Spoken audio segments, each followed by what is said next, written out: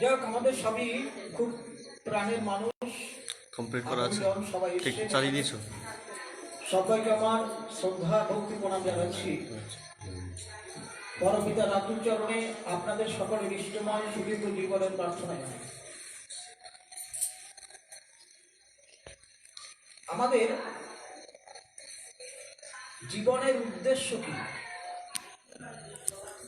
এই সম্পর্কে বর্তমান সমাজের মানুষ বেশিরভাগ কিন্তু উত্তর দিতে পারবে না। সবাই জানে আমি একটা কাজকর্ম করব, পয়সা রোজগার করব, ঘর বাড়ি ছেলেপুলে নিয়ে থাকবো, আবার একদিন মরে যাব, এই একটা উদ্দেশ্য চলছে। এবং এর জন্য মানুষ নানাভাবে উপার্জন করার চেষ্টা করে, কিন্তু তাদের কোথায় যাচ্ছি, কেন করছি সে সম্পর্কে কারণ কোনো আর পরিপুষ্ট ধারণা নেই। আমাদের একটা সেই ধারণা ঠাকুর অনুকূলচন্দ্র দিয়েছে। জীবনের উদ্দেশ্য হচ্ছে একদম অভাবকে তাড়িয়ে দেওয়া।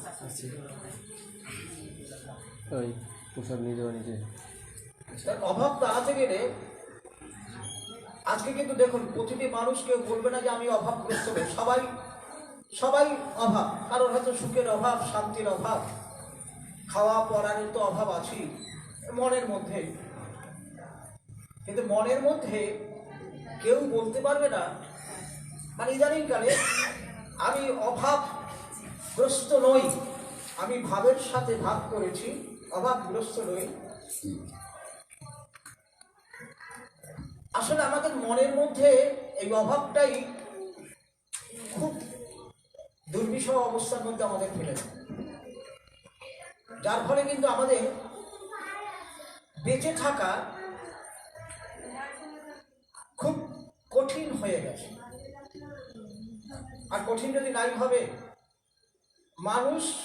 মানুষকে ভালোবাসবে, সে গরু ছাগল সব কেটে কেটে খাচ্ছে, সে খাক, মাছ খাচ্ছে, কিন্তু মানুষকে তো ভালোবাসবে, আর সেটাও পাচ্ছে। টিভি খুললেই আমরা কি দেখছি, হিংসার একটা বাতাবরণ। এটা খুবই দুঃখজনক। একই পাড়ায় বাস করব, একই গ্রামে থাকবো, তাও আমরা রাজনীতির নামে মিলেমিশে থাকতে পারবো না। ওকে মারছে, ওকে মারছে, এই যে হিংসা, এটা কিন্তু শান্তির অভাব আর সুখের অভাব কিন্তু আমাদের দেখা যায়। দীর্ঘদিন ধরে চলছে এটা। এইটা কেন, এই সম্পর্কে ঠাকুর অনুকূলচন্দ্র একটা নিদান দিয়েছে। রাজনৈতিক নেতা নেত্রী কোন বিশ্ববিদ্যালয়ে কেউ বলতে পারেনি হিংসা দূর হবে কিভাবে। তা ঠাকুর অনুকূলচন্দ্র এজন্য আমাদের প্রয়োজন আছে। তিনি বললেন অহংকার আসক্তি এনে দেয়। মানুষের ছোট আমি আছে, তো ছোট আমি হচ্ছে অহংকার। সে বলে কি আমি এটা করলাম, আমি ওটা করলাম, আমি এটা করলাম, এই আমির তো একটা ভাব আছে।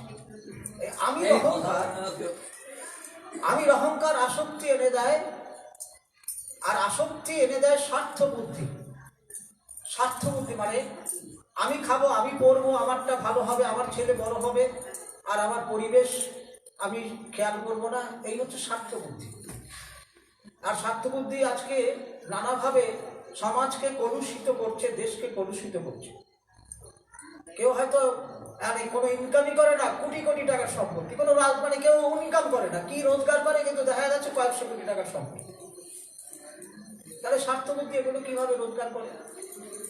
স্বার্থ বুদ্ধি আনে কাম, আমার স্বার্থ বুদ্ধি চরিতার্থ যদি না করতে পারি, তখনই কামনা, অর্থাৎ আমি এটা পেলাম, এই কন্ট্রাক্টটা আমি পেলাম, ওটা ওর পেয়ে ও কেন, এ হচ্ছে কামনা আসে। কাম থেকে ক্রোধ। যখন আমার কামনার পূর্তি না হয়, তখন ক্রোধ আসে, আর ক্রোধ থেকে আছে হিংসা, আর হিংসার পরিণতি হচ্ছে মৃত্যু। আর এই পৃথিবীতে এই পুরুষোত্তম এসে তার নিরসন করে দেয়। এই নিরসন কিন্তু কেউ করে দেখে, কোনো তাত্ত্বিক নেতা, কোনো বুদ্ধিজীবী এই নিরসন করার কোনো কিছু দেয়। আর ঠাকুর অনুকূল চন্দ্র সেটা হচ্ছে ভক্তি এনে দেয় জ্ঞান। ভক্তি এনে দেয় জ্ঞান, আর জ্ঞানে সর্বভূতে আত্মবোধ হয়। সর্বভূতে আত্মবোধ হলে আছে অহিংসা, আর অহিংসা হতে আসে প্রেম। একটু দেখবেন কথাগুলো, পরম পিতার কথাগুলো একটু মিলিয়ে দেখবেন, শব্দ অনুসরণে আছে কথাগুলো। ভক্তি এনে দেয় জ্ঞান, আর জ্ঞান হলে কি হয়? সর্বভূতে আত্মবোধ হয়, সবাইকে আপনার মনে হয়। দেখুন কোথার থেকে কোথায় আমরা মানে কিভাবে মানুষেরটা হরণ করবো সেই চিন্তা একটা দল করছে। আর ঠাকুর অনুকূলচন্দ্র আমাদের শিখালেন সর্বভূতে আত্মবোধ, মানে সবাই তোমার নিজের। একটা পিঁপড়ে সেটাও তোমার নিজের, সেও যাতে বাঁচতে পারে তুমি চেষ্টা করো। শব্দানুসরণে এই কথাগুলো আছে। তোমার মনে প্রাণে যতদিন ব্যথা লাগে, একটা পিপিলিকারও ব্যথা নিরূপণের দিকে লক্ষ্য রেখো। আর তা যদি না করো, তোমার চাইতে হীন আর কে। আমরা একটা মানুষকে মারা তো দূরের কথা, একটা পিঁপড়ে সেও যাতে বাঁচতে পারে, মারা তো অনেক দূরের কথা, বাঁচতে যাতে নিরাকরণ। কেউ যদি মারতে আসে একটা পিঁপড়ের মতো ছোট্ট ক্ষুদ্র প্রাণীকে, তাকেও তোমাকে এগিয়ে যেতে হবে, তাকে বাঁচাতে হবে। আর তা যদি না করো, তোমার চাইতে হীন আর কি। এই জায়গাটাই কিন্তু আমাদের একটু চিন্তা করতে হবে। সত্যানুসরণের কথা, বেশি বড় বইয়ের কথা বলছি না। তাহলে এই ভক্তি এলে, ভক্তিটা আসবে ভক্তিকে। ভক্তির স্বরূপ সম্পর্কে ঠাকুর বলছেন, সতে নিরবচ্ছিন্ন সংযুক্ত থাকার চেষ্টাকে ভক্তি করে।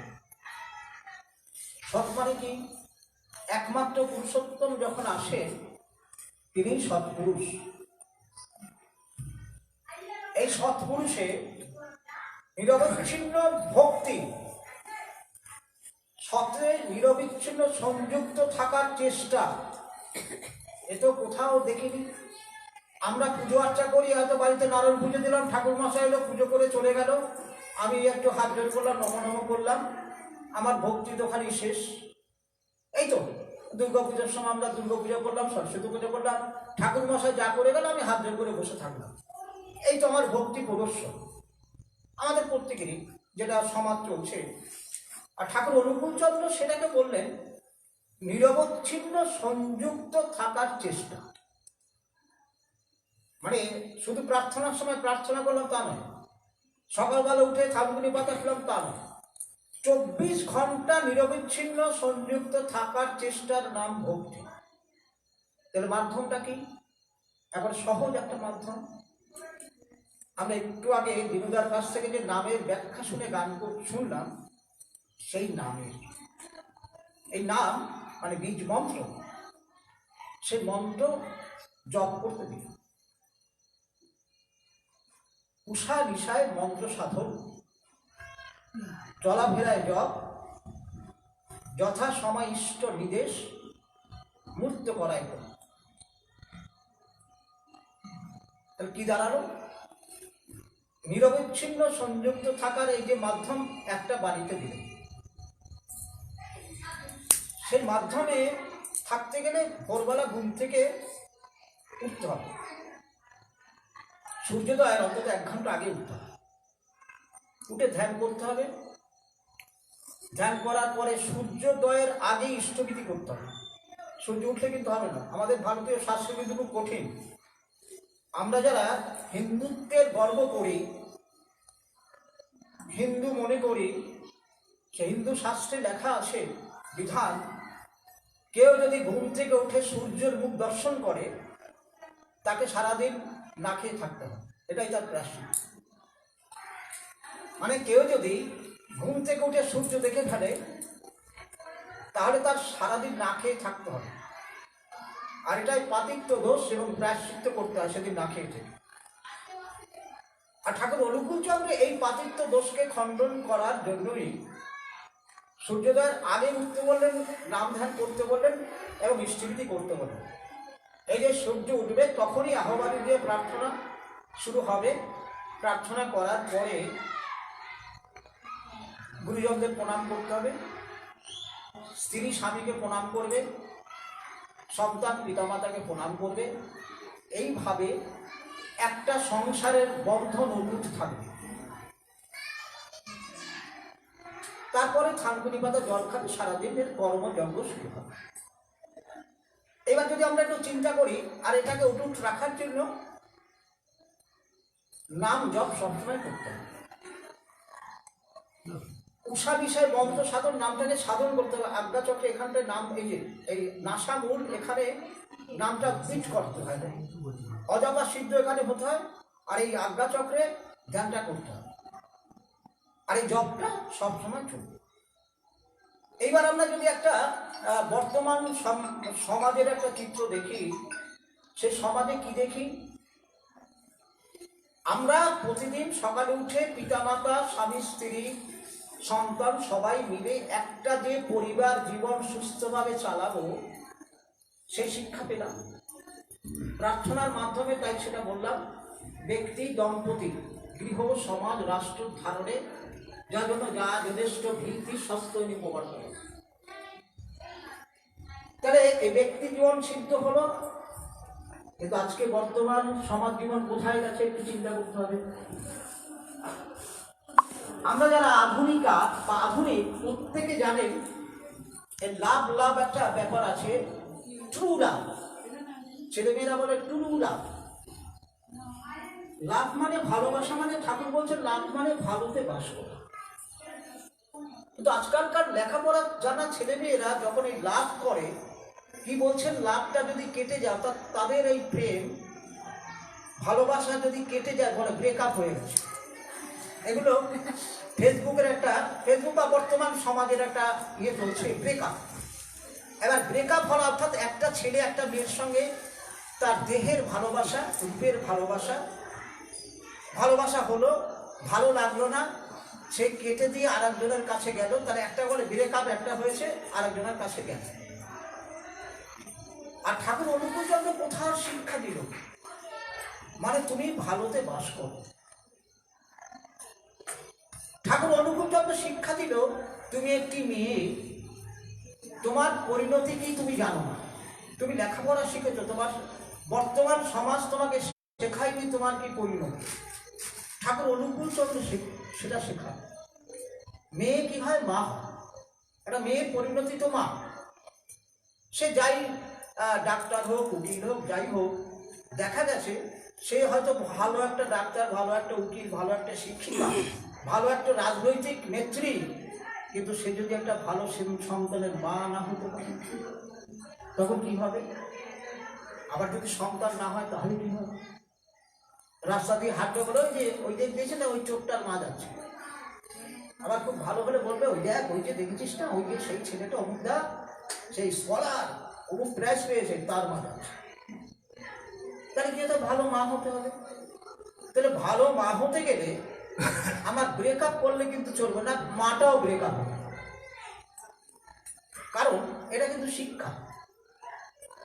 যারা অঙ্কন জানেন, অঙ্কন মানে ড্রয়িং, এবং তার সাথে যারা ক্যানভাসে আঁকেন, ক্যানভাসে আঁকতে গেলে কোনো একটা মূর্তিকে তুলতে গেলে একটা মূর্তির দিকে দেবেন, আর্টিস্টটা তাকিয়ে থাকে, একটা মূর্তি, এরকম মডেল থাকে, সেদিকে তাকে আঁকে। ওই মূর্তিটা যদি একটু নাড়িয়ে চালিয়ে দেওয়া হয় তাহলে সে আঁকতেই পারে। বা ওই মূর্তির সঙ্গে যদি আরো কটা মূর্তি চলে আসে, সে কিন্তু একটা মূর্তি ফুটিয়ে তুলতে পারবে কি? অবশ্যই না। এবার একটি মেয়ে যখন মা হবে, সে এতদিন যে ব্রেকআপ গুলো করেছে, কলেজের দাদাদের সাথে, পাড়ার দাদাদের সাথে, অফিসের দাদাদের সাথে, এই সবগুলো তার মাথায় ভিড় করবে।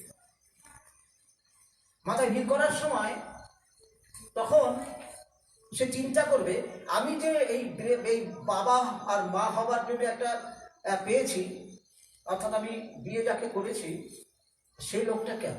এবার হিসেব করবে, মেলাবে। এই মাথায় ভিড় করবে কতগুলো মুখ, অমুক দাদা তমুক দাদা, সব দাদারা এক জায়গায় আসবে। এই অতগুলো দাদা, এবার আমাদের যখন ওই আত্মাগুলো আসবে, জীবাত্মাগুলো আসবে, সেই ওই দাদাদের রূপ ধরে আসবে, চিন্তার ওই মায়ের চিন্তা ধরে আসবে। ওই ভার 4-5টা চিন্তা ভাবনা নিয়ে একটা স্পার্ম গর্ভে থাকবে। কি আসবে? যতগুলো চিন্তা, তখন কি হবে? সন্তানটা বড় হবার পরে কি হবে? সাইকোলজিক্যাল একটা অসুখ হয়ে পড়বে। কারণ সে তো তার মাথাতে এককেন্দ্রিকতা নেই। মাথায় এককেন্দ্রিকতা না থাকার জন্য সে কি করছে? ওই সন্তান কি করলো? মায়ের চিন্তাগুলো, মায়ের চিন্তাধারার ফসল হচ্ছে ছেলে।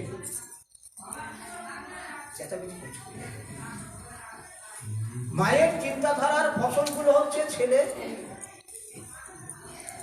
আবার সেই সন্তান যদি মায়ের চিন্তাধারা যেমন যেমন হবে, সন্তানও তেমন হবে। আর ঠাকুর অলুক্ষচন্দ্র কত বড় বিজ্ঞানী, এটা কত বড় বিজ্ঞানের কথা বলছেন। ওই মায়ের যে ভাব থাকে, অনেকগুলো স্পার্ম থাকে, পুরুষের প্রচুর স্পার্ম, প্রত্যেকে একটা জীবাত্মা।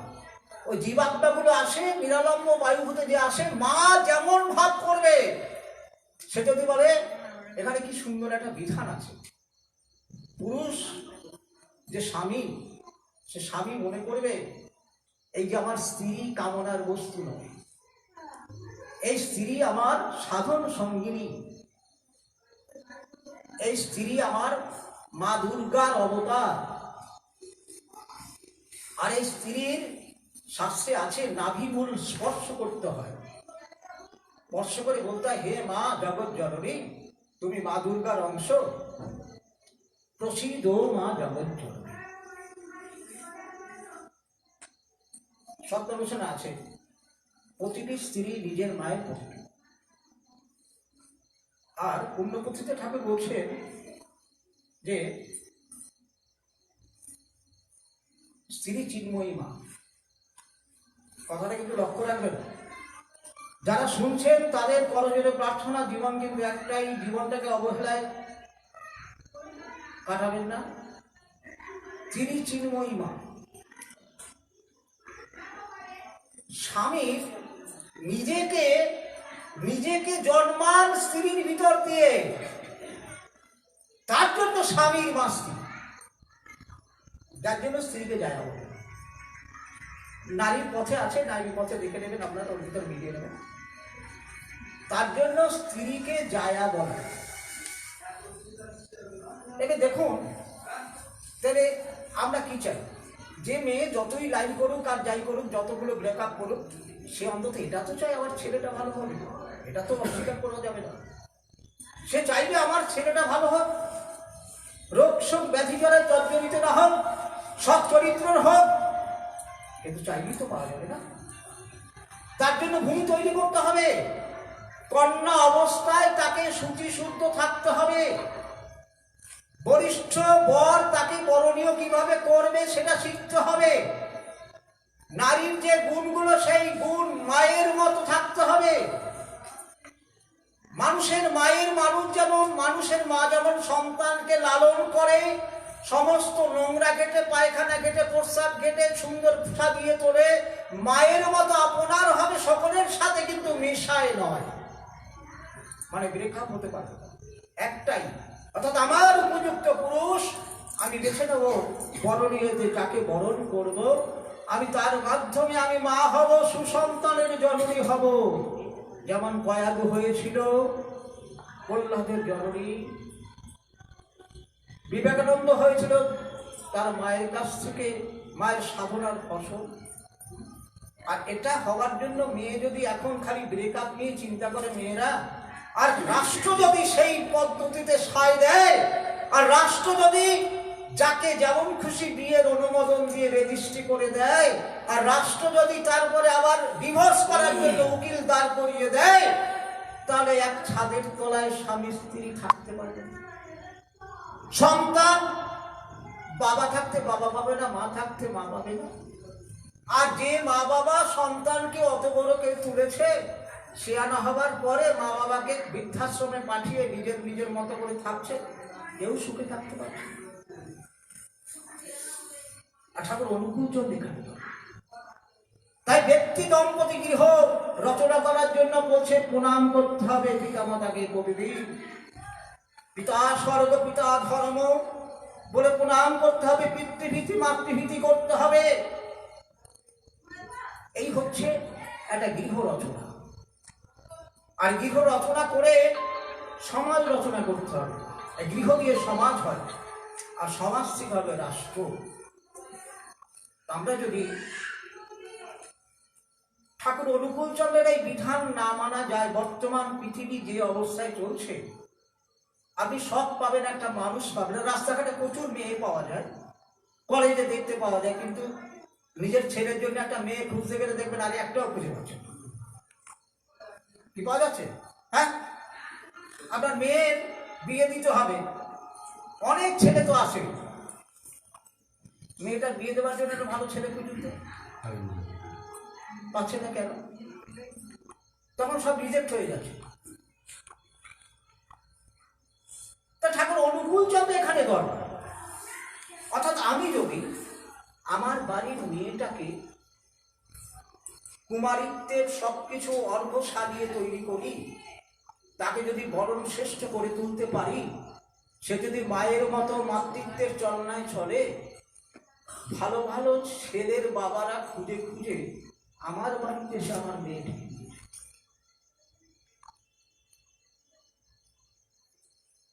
মেয়ে বরে বরণ করে, সেই বিয়েতে সমাজ বাড়ে। এই শিক্ষাটা যদি আমরা না দেই, সমাজ টিকবে কিসের করে?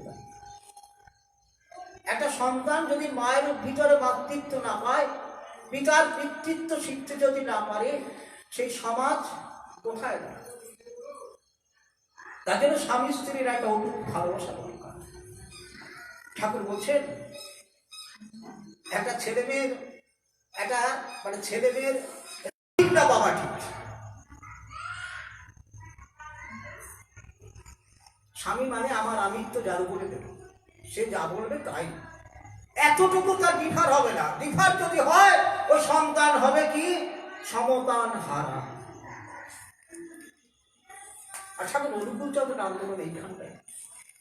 ধর্ম মানে সবটা নিয়ে, দীক্ষা, শিক্ষা, বিবাহ, কৃষি, তাহলে কেন এগুলো করতে হবে? আর জীবন তো একটাই, আর জীবনের একটা গন্তব্য আছে। গন্তব্য কোথায়? আমার যৌবন তো চিরদিন থাকবে না, আমার বার্ধক্য আসবে, তখন আমাকে মরতে হবে, চলে যেতে হবে। ঠাকুর অনুকূল চন্দ্র মরতে দেবে, মৃত্যুর মধ্য থেকে অঙ্কিত হবে। এই জায়গায় সৎসঙ্গ আন্দোলন দাঁড় করিয়ে দিয়েছে।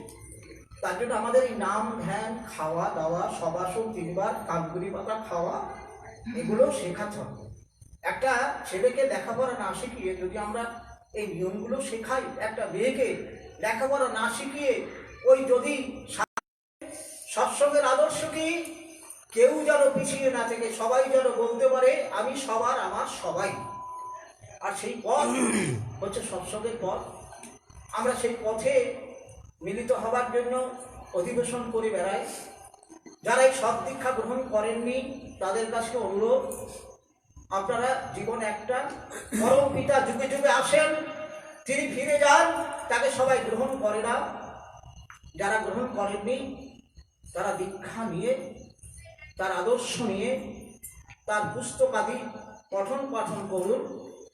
দেখবেন আপনার জীবনের যত অশান্তি, সব অশান্তি কিন্তু দূরীভূত হবে। এই অনুরোধ আপনাদের কাছে রাখলাম।